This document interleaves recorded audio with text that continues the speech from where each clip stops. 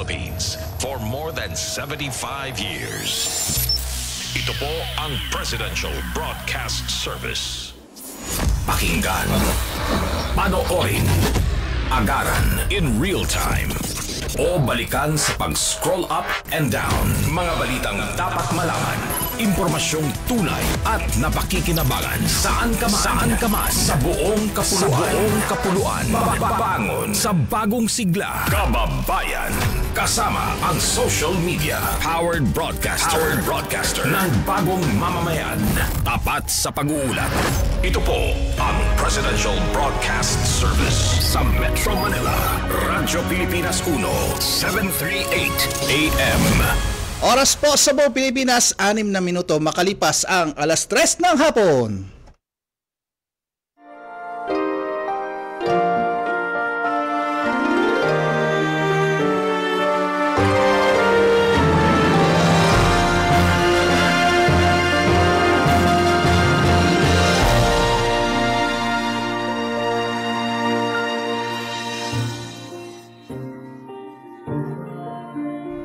Isang magandang hapon po sa inyong lahat at welcome po tayo dito sa ating programang Kalinga Hatid ng Red Cross dito po sa Radyo Pilipinas ngayong pong araw ng linggo, June 30, huling linggo na po ng buwan ng June, Hunyo at malamang bukas ay bagong buwan na naman po tayo at syempre nagtatapos tayo ngayon sa buong buwan ng June. At kamusta po ang bawat isa sa inyo? Inaanyayahan namin kayong masubaybayan at tunghayan ng ating programa hanggang alas 4 po tayo ng hapon dito sa Radyo Pilipinas 1, 738 kHz sa ating himpilan sa radyo. At syempre tayo po ay napapakinggan at sa Facebook Live, Kalinga Hatid at Radyo Pilipinas FB page at sa Digibox channel 43 to 45. 43 po 45 tama at saka po sa Apordabox. Okay? At nice nating pasalamatan ng bumubuo ng ating programa. Siyempre sa Presidential Broadcasting Service ang ating Director Bong Aportadera, ang ating station manager Sir Alan Alyanige. Yes, ang ating station manager. At iba pa nating kasama si Sir Maki at si Sir Ray Sampang. Okay? At dito sa technical side, Orly Lopez at si Ma'am Joy Timidan. Okay? At sa ating Philippine Red Cross, ang ating Chairman and CEO Richard J. Gordon, ang ating Vice Chairperson Governor Corazon Alma de Leon, kasama ng ating Secretary General Dr. Gwen Pang at iba pang Board of Governors at mga chapter administrators, kasama ang kanilang mga Board of Directors at kasama mga 143 volunteers at Red Cross Youth. At hindi na natin patatagalin pa, mga kasama natin via Zoom. Ang lagi natin kasama dito sa ating programa, walang iba kundi ang ating Vice Chairperson Governor Corazon Alma de Leon. Magandang hapon, Gob. Magandang hapon at alam natin na I'm not alone. Andito sumama na sa atin. Yes. Si Governor Jay. Opo. At babasahin ko muna yung pinadalang message ni retired Chief Justice Hilarion Davide Jr. Sabi niya, a beautiful Sunday, the 30th of June, as we continue with our journey in this troubled world, may this passage on what is best way to be a lamp for our feet and a light for our path.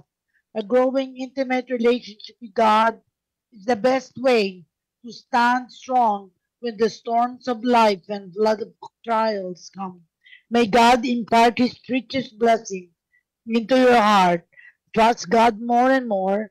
Trust in the Lord with all your heart and do not lean on your own understanding. In all your ways, acknowledge Him and He will straighten your path. Proverbs 3.5 to 6.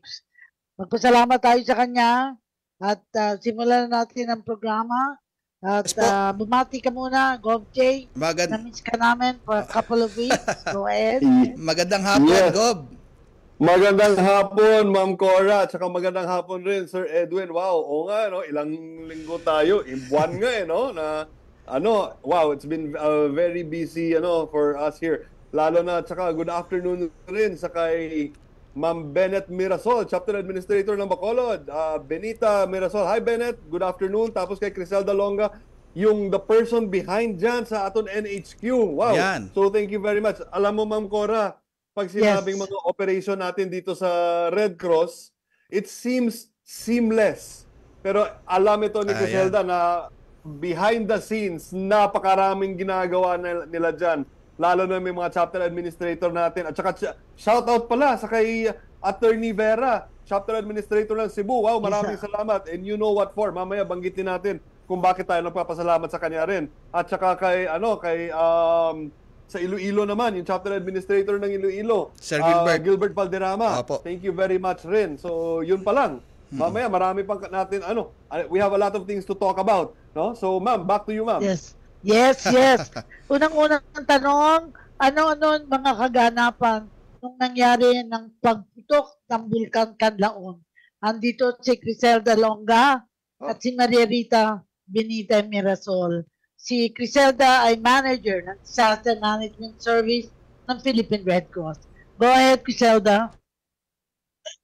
Good afternoon, Gov Cora. Good afternoon, Gov J and Ma'am Bennett, and to all of the viewers po. Yes, hello.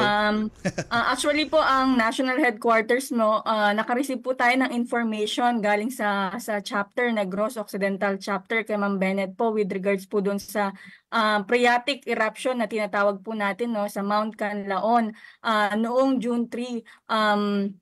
June 3 po yun, Lunes ng gabi, 6 p.m. And then, nireport po sa atin na meron pong 5,000 meters na eruption na emission ng mga usok galing sa bulkan at meron na pong mga aktibidad na nagkaroon pa ng ashfall sa selected na mga munisipyo, La Carlota, La Castellana, Bago, doon po sa vicinity ng bulkan.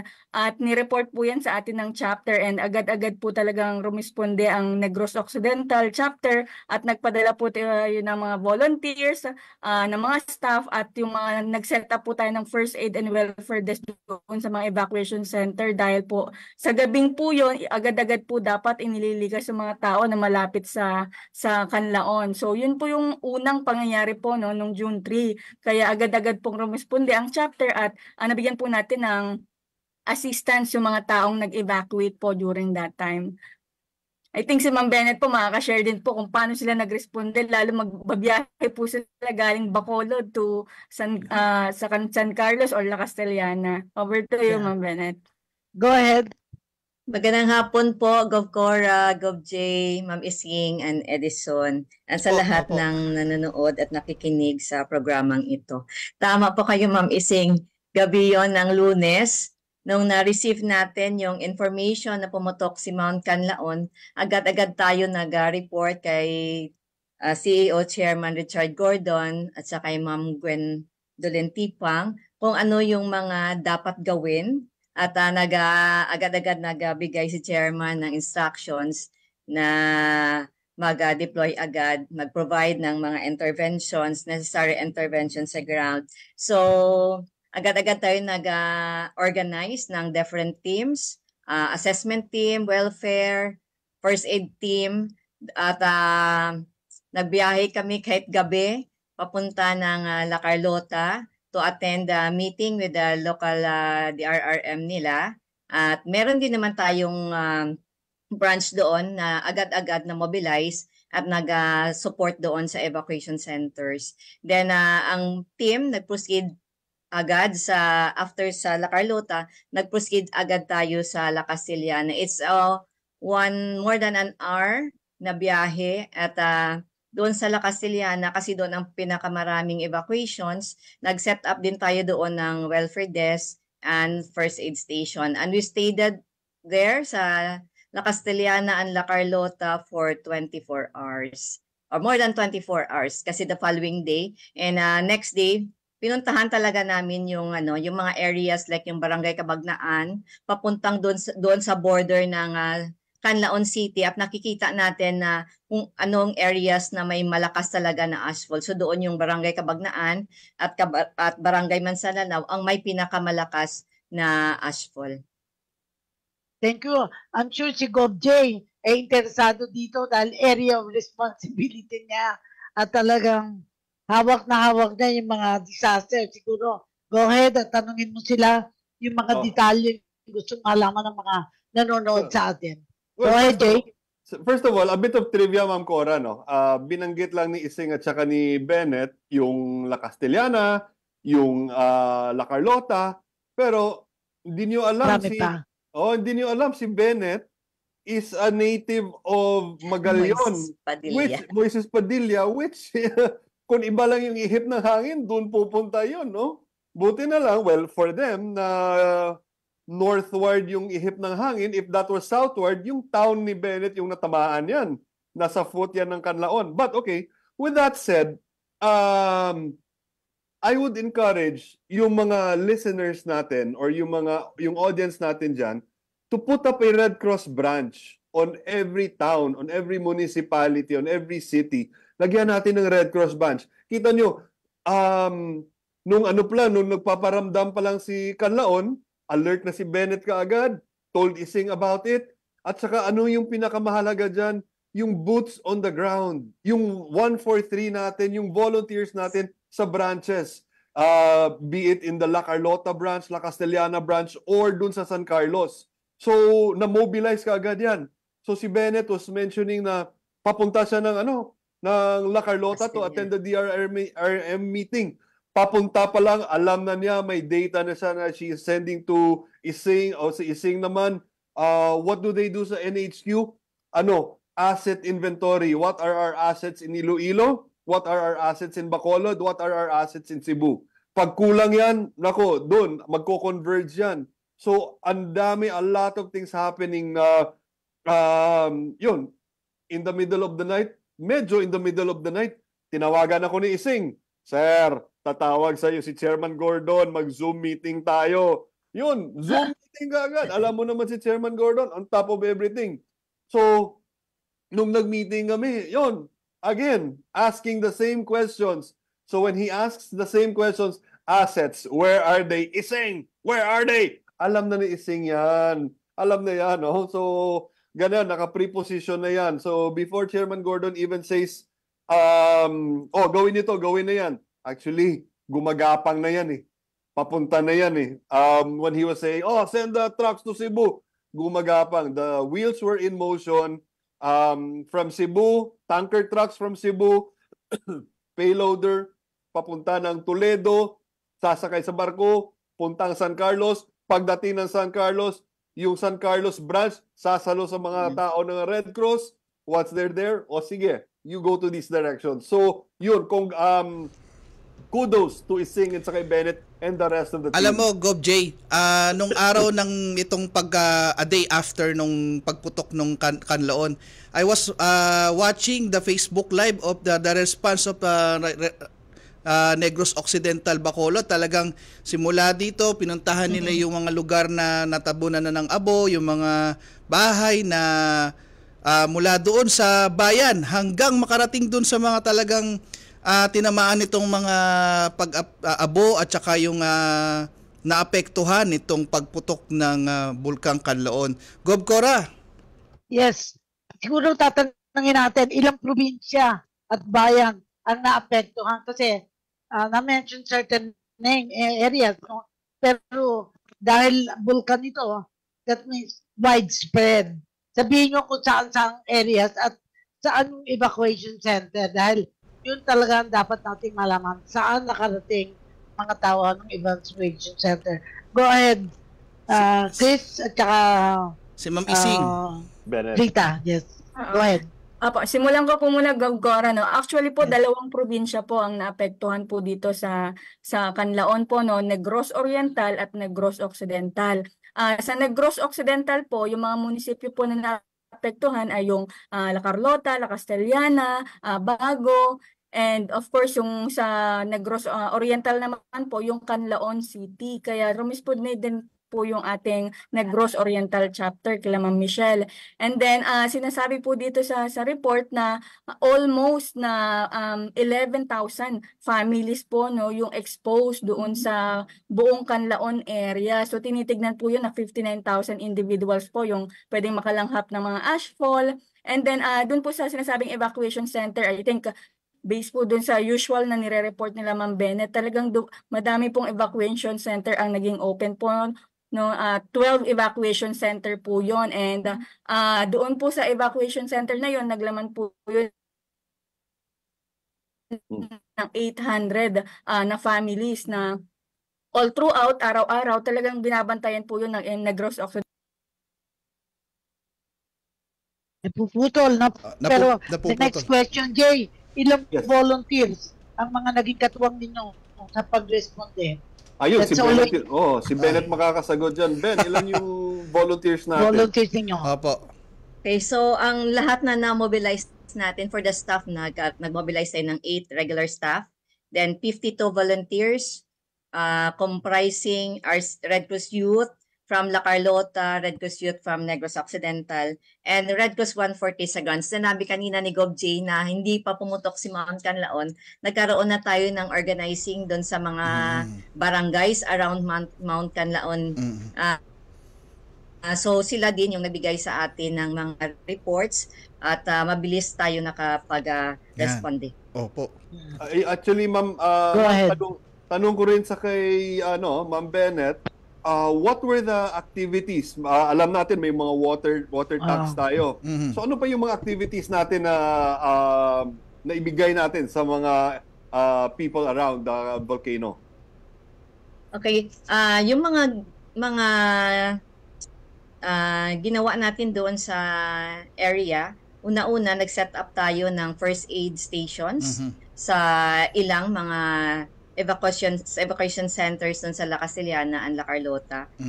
Nag-set up din tayo ng welfare desk and child-friendly space doon mismo sa evacuation center in La Casillana, na kung saan yung mga bata pumupunta-punta lang doon sa room na tinatawag natin child-friendly space, at doon sila naglalaro, nag-drawing, may mga lectures din tayo and mga storytelling. Then continuous ang ating water production kasi hindi na walang masyadong source of water sa area. So nagkaroon tayo ng water production at the evacuation center in La Casillana at nagde-distribute din tayo ng mga potable water sa different barangays and even sa evacuation centers. Then meron din tayong mga hot meals na ibinigay, like mga ready-to-eat food, Dunkin' Donuts, mga bottled water and bread. Nag-distribute din tayo ng mga face mask kung saan nakikita ni Sir Edison nung monitor niya yung mga Facebook page natin na nagbibigay tayo ng face mask doon mismo sa Barangay Cabagnaan and Mansananao, where doon ang may malakas na ashfall. Nagbigay din tayo ng mga hygiene kits, dengue flyers, conduct hygiene promotion, first aid management, since naka-detailed ang ating ambulance doon. So everyday may mga nakikater sila ng mga patients from evacuation center papuntang health center, at meron din isa silang dinala sa isang hospital. Then nagkaroon din tayo ng first aid management doon, mga lectures on first aid management and first aid kit, first aid mga health lectures. Then nakakandak din tayo, I think 3 health caravans, isa sa mismong barangay at sa mga evacuation centers doon. Ayan. Yun lang so far. Gov Cora. Jay, go ahead. Yes, I was going to ask si Ising, Ising, ano nga yung mga sinasabi ni Bennett, yung ginamit na ng mga assets natin? Pero meron tayong, alam ko may mga na-prepare tayo. Kunwari, for example, yung jerry cans. May na-prepare na tayo. Ano pa nga yung iba na piniprepare natin in the event na lumala yung situation? Thank you, Gov J. Actually po, siguro i-detalye ko lang po yung mga na-immobilize po muna natin.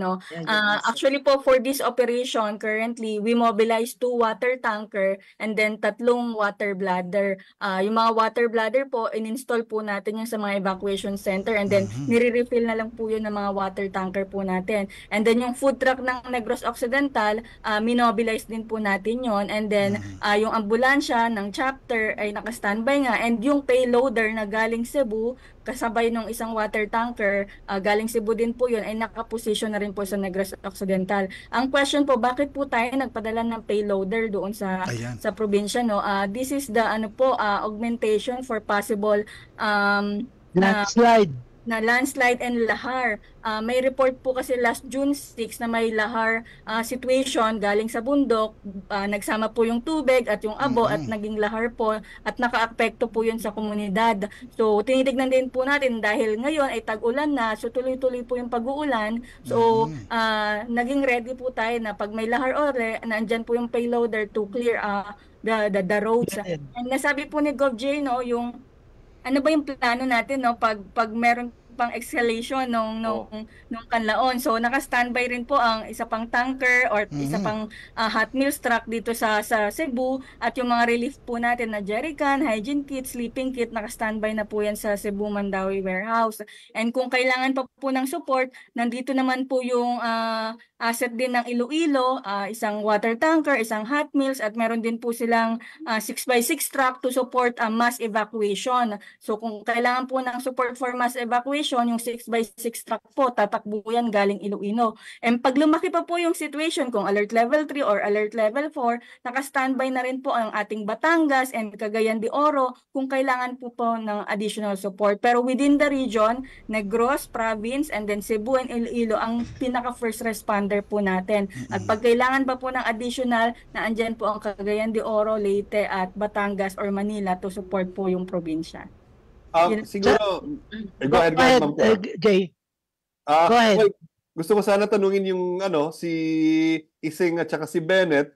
Pag sinabi natin water tanker and water bladder so that our listeners or our viewers can understand what that means, ano yan? Pag sinabi mong water bladder, ano yan? So, any one of you can answer that. Ikaw na, Ising. Sige, ma'am. Yung water tanker po natin, no, isa po yung truck na malaki na ang may tangke po yan na either 8,000, 10,000 or 12,000 liters na pwede pong kumuha sa water district at lamanan po yan ng tubig na pang-inom. So ang tubig po na binibigay ng Red Cross ay pang-inom. Hindi po siya pang domestic use.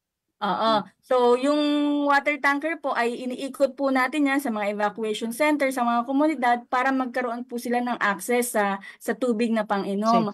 And then yung water bladder naman po, yan po ay isang malaking parang bed ng water na kung saan i-install po natin yung sa evacuation center, kakabitan natin ng tubo, lalagyan ng mga gripo, at yung water tanker po ang maglalaman dun ng tubig kung saan iniiwan po natin yung sa evacuation center para kung kailangan po nila ng tubig sa umaga, tanghali, gabi, na andun po ang water bladder at agad-agad po silang makakuha ng tubig. So, tandem po yun, water tanker at water bladder yan. Konti lang po ang may mga asset na ganyan dito sa Pilipinas, kabilang na po dyan ang Red Cross. That's why nakikita po nila na ang kapasidad ng Red Cross sa patubig or sa pagbibigay ng malinis na tubig ay malakas. Yun lang. Di ba sinasabi nila, Ising, na meron tayong filtration pa, meron pang ibang asset yung Red Cross na filtered water yung nakukuha nila. Di ba?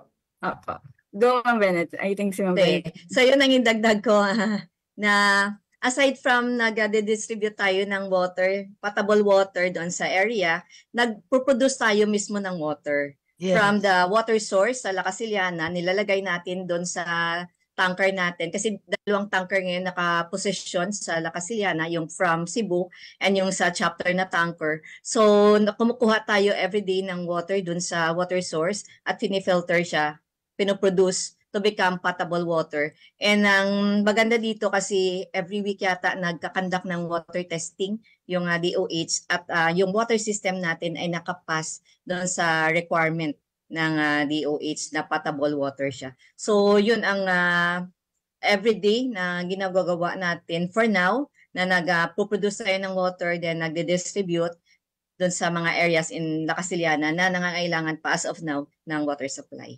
Ma'am Cora, ito yung product of so many unfortunate events in the country, lalo na for this one, for example si Mayon. This is a product of lessons learned. So nung nag-alboroto si Mayon. So si Ising alam na niya kung anong ito yung kailangan natin, nangyari ito sa Mayon, baka maglahar, guys, ito look out for this and that.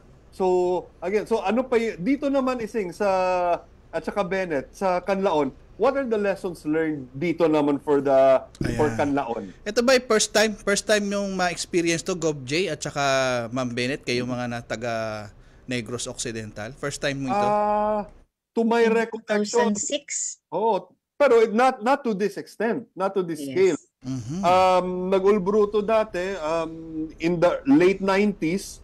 Actually may namatay doon kasi talagang bato yung bato yung hinagis ni Canlaon. Ito ngayon, it's lahar, it's smoke. So yung nangyari dito a bit after, 'di ba Bennett, parang usok, parang hazy. Na usok. Yes. Parang ibang bayan diyan sa Luzon, parang ganyan, 'di ba? May hazy. Oo. Malalaking bayan diyan. So nakikita mo yung hangin na that you breathe. You see the air you breathe over there. Dito parang ganun din. So that was the experience, sir. Tapos yung the smell of sulfur. Ayan. Yun yung nanonotice kahit sa Bacolod, 'di ba Bennett? Diyan gano'n na kalayo, may smell pa rin ng sulfur. Actually Gob, nung itong Webes po yata until parang now. yata to ulit umusok daw yata ulit 'di ba? Nung Webes. Actually ilang beses na to umuusok Tingnan mo ganyan. So may mga calls for alarm ganyan, pero tinitingnan natin, pero not to this magnitude. Ganun. Sana hanggang dito na lang. Hanggang dito. Kaya nga, siyempre, ang tanong ng mga nanonood sa atin, ano na ang kasalukuyan nangyayari sa mga naapektuhan na lugar? At saka, of course, very important, yung ating emphasis on volunteers. Ilang volunteers na naging katuwang ninyo sa pagresponde? Ito, para kay Benita, dahil parang ang apelyido mo, Mirasol. Nagmimirakulo ka ba ng volunteer?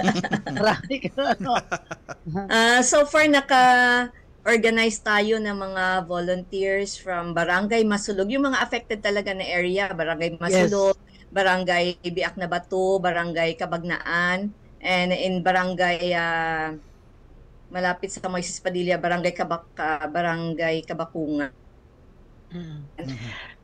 Kaya ako naman palaging tinatanong Barangay Kabakungan. And medyo sa mga malalayo pang area.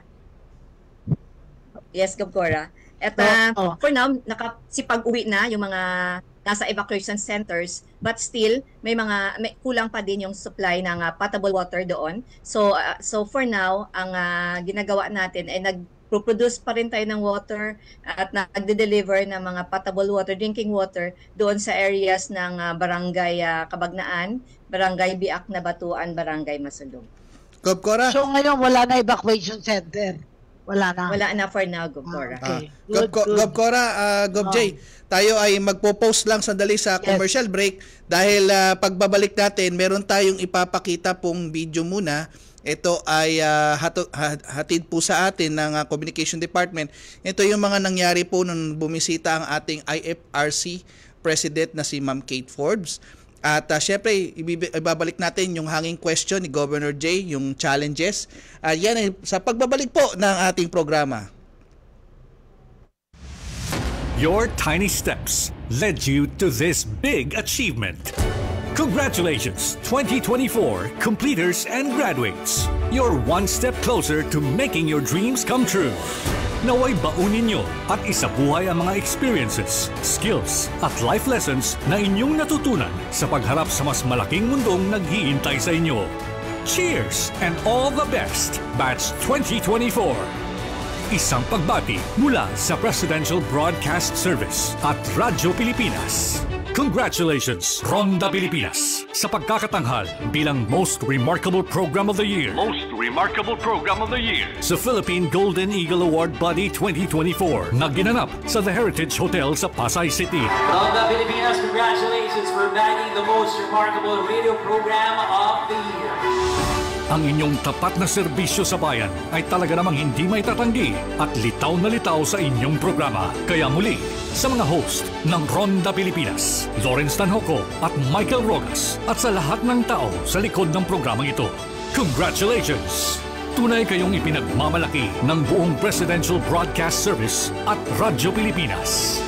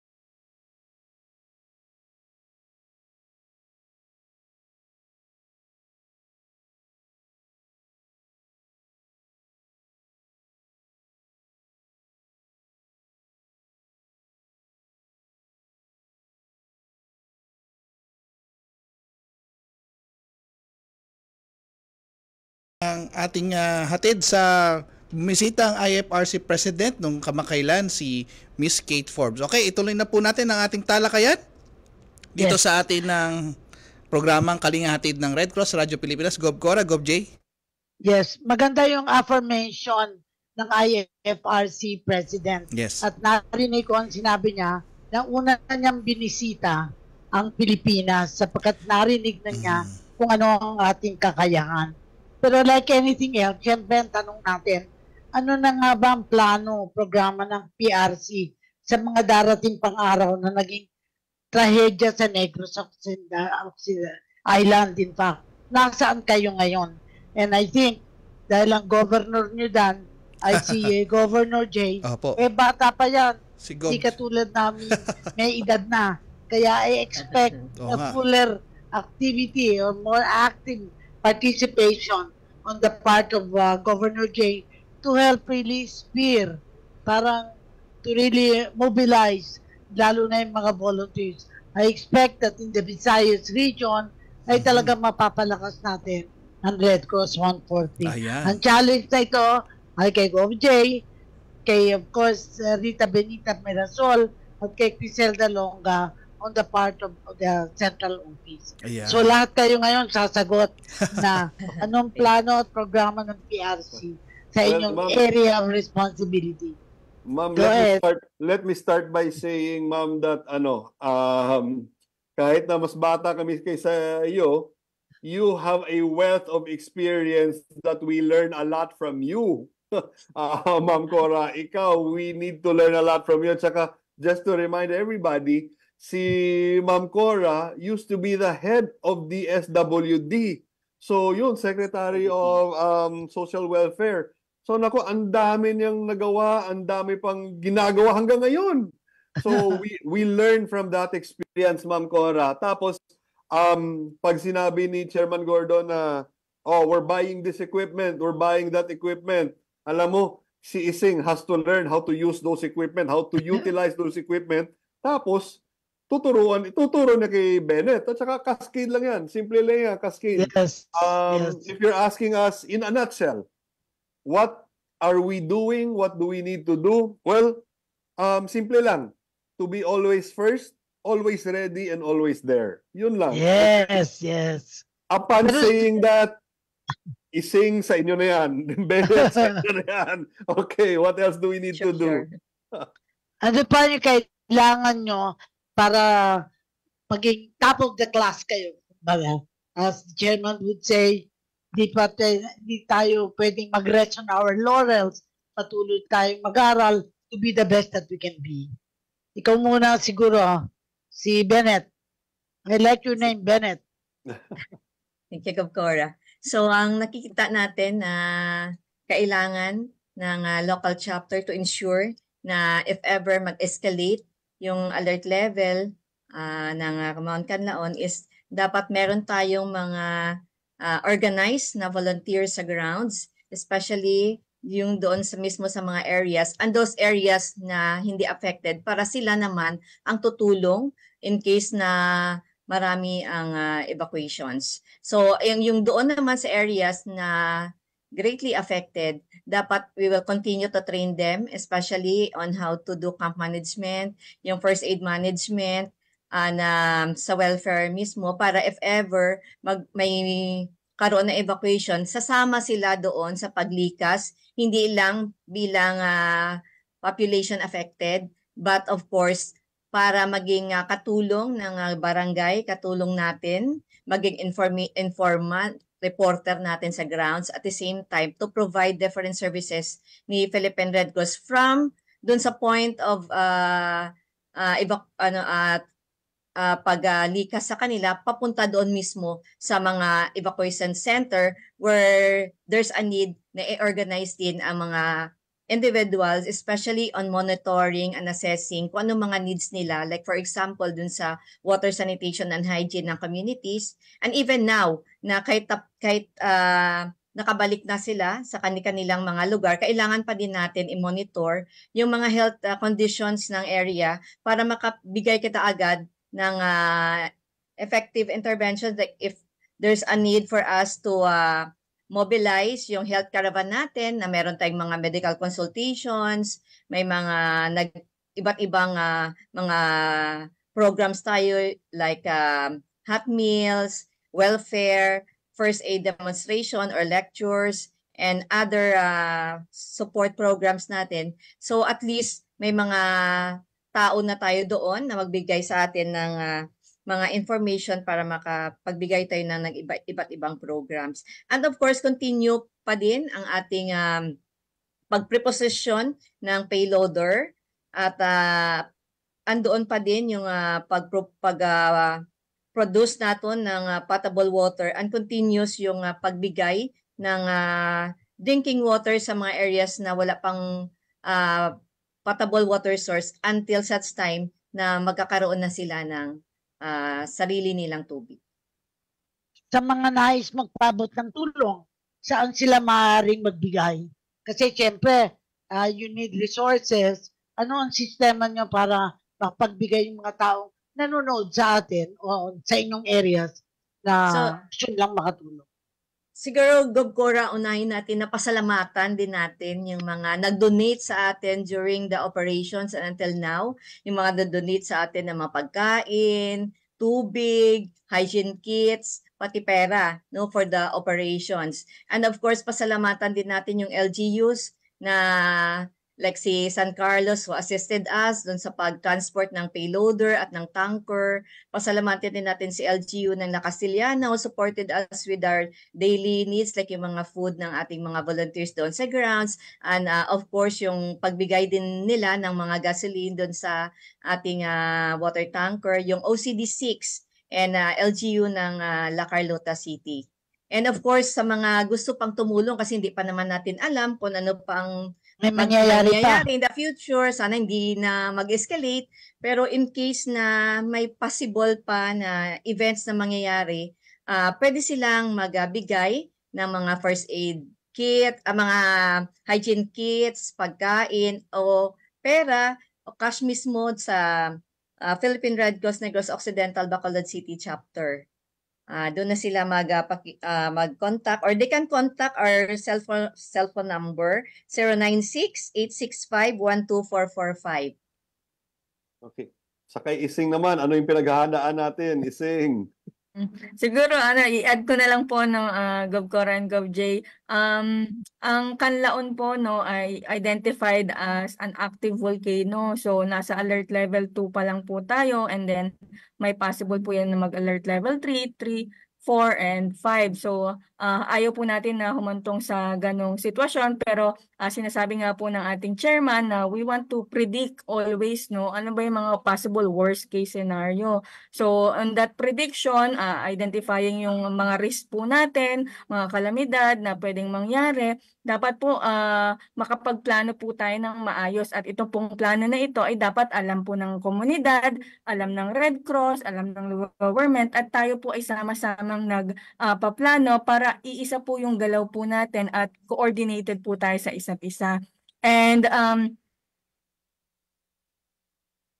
so, ang Red Cross po, at least ngayon po, we are better equipped na po in terms of volunteers, in terms of equipment, in terms of information technology, nasabi po kanina ni GovJ, but we need to be better more on in terms of preparedness. Prepared po tayo sa Red Cross, so extend this preparedness measure also to the community. Turuan po natin sila na dapat meron po silang go bag para pag nag-alburuto uli ang Canlaon, agad-agad po nilang kukunin yung go bag po nila at tatakbo agad sila sa evacuation center ng malumanay at maayos po. So yun po yung gusto natin. And yung tinaterm po naman po natin na practice, yung pang-apat na piece of 4 piece po ng Red Cross or na ginaid po sa atin ni Chairman is yung practice. Opo. So, kailangan po yung nasabi po ni Ma'am Bennett, pag may mga evacuation drill, dapat po tayo ay sama-samang nagjo-join. Sama po tayo at alam po natin kung saan evacuation center po tayo pupunta, ano po yung mga kailangan natin at sino po yung kukontakin po natin in case of emergency. So dapat alam po natin yung mga contact number. So yun po yung gusto ko pong ihatid na dapat alam po natin yung 4 P's as always not only for the Red Cross but also up to community level or up to family level po, no? And siguro po doon sa kung saan po tayo pwede mag-donate, ang Red Cross po sa national headquarters ay meron po tayong mga bank account, BDO, Metrobank, and Land Bank, kung saan pwede po kayo mag-donate. Pwede po namin yan i-show sa screen, and pwede rin po kayo mag-donate via GCash or PayMongo kung kaya nyo po ng mobile money. So yan pong mga amount na po na donation nyo po ay talaga makakatulong po sa operation po natin sa pagresponde para matulungan po yung mga family na naapektuhan. But in this case po, based nga po kung kayo po ay malapit sa Negros, you can visit the Bacolod City chapter or doon po sa Dumaguete, you can also give your donation dito sa mga chapter po natin kung saan po kayo malapit. Yun lang po, Gagora. Thank you. Si Gov J ay isang media person. Bago siya nagpunta sa Red Cross ay talagang popular na yan sa media. At talaga ngayon, ako medyo may edad na. Pero naniniwala ako with the kind of people we have now, with Criselda Longa, with Rita Benita Mirasol, naniniwala ko, we will really go places far more than in the past, more in the present, and really far more in the future. Edison, parang wala na tayong time, di ba? Opo, siguro tayo goodbye na. Inabutan na po tayo ng ating pagwawakas ng ating programa dahil hanggang mag-alas 4 lang po tayo. Hihingi na lang po natin ng mga final message ng mga bisita po natin na siyempre unahin po natin ang ating chapter administrator ng Philippine Red Cross Negros Occidental Bacolod City Chapter. Walang iba, si Ma'am Rita Benita Mirasol. Ma'am, ang inyong final message po. Thank you for inviting me dito sa program. Yes, At ma'am. sa mga nanonood, especially sa mga areas na affected ng Mount Canlaon eruptions, possible na maapektuhan pa, ugnayan sa atin. Kami mismo punta sa kaniyang lugar at importante maka-create tayo o maka-organize and train volunteers on the grounds para meron tayong mamobilize and practice before the event happen para sure tayo na there will be an effective and efficient provision of services during the any disaster. It might be volcano or whatever disaster that happens in our midst. Ayan. Thank you. Okay, thank you Ma'am Rita Benita Mirasol. At susunod naman po ay si Ma'am Criselda Ising Longa, ang manager ng Disaster Management Services ng Philippine Red Cross. Ma'am, ang inyo pong final message? Thank you, Sir Edison. Siguro i-announce ko na lang po na July po ay National Disaster Resilience Month. So, ino-observe po natin yung mga ginagawa po natin in terms ng disaster prevention, disaster preparedness, response, and recovery. So, inaanyayahan ko po ang mga ating Red Cross chapters, ang mga community. Nagahang. Oo. Ma'am Ising, ayan. Sige, tuloy mo lang. Doon po sa mga community rin po na affected ng Canlaon. So, again po, kung mayroon po tayong mga sitwasyon na monitor, may mga lahar, may mga ashfall, or nakita po kayong pagputok, i-report nyo lang po agad-agad sa mga otoridad at sa Red Cross para makita po kung ano po yung pwede po natin ma-support sa mga komunidad. Yun lang po. Thank you po. Okay, maraming salamat Ma'am Ising. At siguro sa next 2 weeks siguro, invite ka ulit namin dahil Disaster Resilient Month eh. So unahin lang muna natin tong kasi kasabay ng July ay Blood Donors Month din. So Gov J, inyo pong final message? Yes, lessons learned no sa lahat natin na audience diyan, listening and viewing. Importance of preparing, being prepared. Yes. I was talking to Bennett nung sumasabog pala or si Canlaon. Ben, alam na ba natin yung road network? Darating yung mga payloader galing Cebu. May road network na tayo. Sir, meron na. Meron na tayong inventory kung saan tayo kukuha ng tubig. Sir, meron na. At least yun, it shows yung preparedness natin. Hindi lang pagdating ng water tanker, saan tayo kukuha ng tubig. Pagdating ng payloader, saan natin idadaan. Ganun. In terms of a go bag, if for all of you who are wondering what a go bag is, yun yung bag na isang hatak lang, isang hakot lang, nakaalis ka na. So ano yung laman nun? You might not assemble it right now, but siguro practice nyo. How fast can you assemble a go bag? May 5 minutes ba? 10 minutes ba? Alam mo na kung ano nakalaman yan. Underwear, change of clothes, first aid, tubig, hygiene kit. Oh, etong hygiene kit. Ano yung laman ng hygiene kit? For those of you who want to donate, at saka ayaw nyo na ng pagkain, at saka siguro isang call rin, wag na kayo sana. Masarap rin, thank you kung mag-donate kayo ng noodles. Pero pag wala kaming tubig, hindi namin maluto yung noodles. Okay? So, yung mga canned goods are very well appreciated. Pero other than that, other than yung pagkain, hygiene kits are also very important. Sabon, shampoo, toothbrush, toothpaste, lalo na sa mga babae, yung mga sanitary essentials nila, kailangan natin yon. So things like that will be very appreciated. Hygiene kits, at saka yun, if you want to learn what a go bag is, mag-search lang kayo sa internet at saka magbuo kayo ng go bag para pag sinabing alis na tayo, ayun, isang hatak lang, isang hakot, yun, you're on the go. Ma'am Cora, nasa on the go tayo. Ikaw po. Yes. Ako, magko-quote lang ako kay Rabindranath Tagore kasi I think this program has been thus. Where mind is without fear and head held high, where the world has not been broken to fragments by narrow domestic walls, where tireless strivings stretch their arms toward perfection, where the mind is led forward to thee into ever-widening thought and action, into that heaven of freedom, my Father, let my country awake. This program is precisely that. Nanggigising tayo ng ating bayan. Maraming salamat sa inyong participation and looking forward to you coming back. Tawag ko doon, come back. Thank you very much. Thank you. At maraming salamat po, Governor Cora Almadela, ang ating Vice Chairperson ng Philippine Red Cross. At syempre, ang ating kasama rin po, ang ating PRC Board of Governor na si Governor Francis J. Halandoni. Sir, sana makasama po namin ulit kayo sa mga susunod pang episode, Gov. Okay, usap tayo. Okay, at yan na po ang ating Kalinga Hatid ng Red Cross sa Radyo Pilipinas ngayon pong araw ng linggo, June 30. At siyempre bukas July 1 na, panibagong buwan na naman po tayo. At yan na po, ito po si Edison Enriquez at susunod na po ang pagbabalita hatid ni Albert Sebastian. Kasunod po ang programa ni Vance Fernandez, Pulso ng Pilipino. 4 na minuto bago mag alas 4 ng hapon.